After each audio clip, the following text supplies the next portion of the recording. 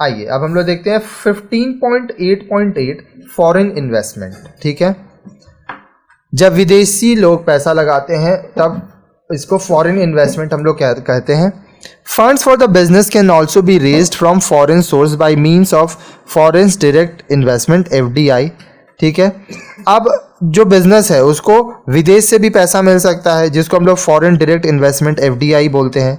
It can be obtained by collaborating with foreign companies. अब ये कैसे होगा, जो फॉरेन कंपनीज है उनके साथ अगर आप कोलैबोरेट करके मिल के काम करें तो ये काम हो सकता है।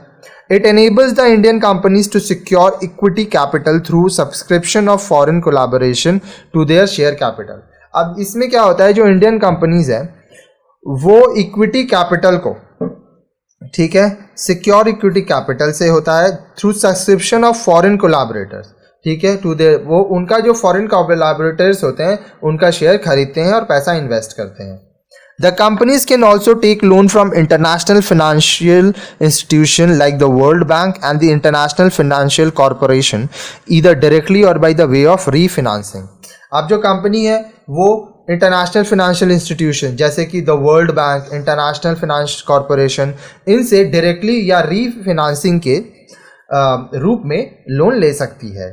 The sale of share to the person of Indian origin and nationality living abroad, non-resident Indians or NRIs is another method of raising long-term funds for business। अब जो शेयर्स है, ठीक है, वो उन लोगों को भेजे जो कि है तो भारतीय, ठीक है, लेकिन वो NRI हो चुके हैं, बाहर रह रहे हैं। ठीक है, तो विदेश में रहने वाले लोग NRIs होते हैं, ठीक है, जो काफ़ी समय से विदेश में है, तो वो लोग भी पैसा इन्वेस्ट कर सकते हैं। तो ये लॉन्ग टर्म फंड्स इन्वेस्टमेंट होता है। अ नॉन रेसिडेंट इंडियन और a company controlled by non resident Indian can invest with in the prescribed limit of the paid up capital of an Indian company.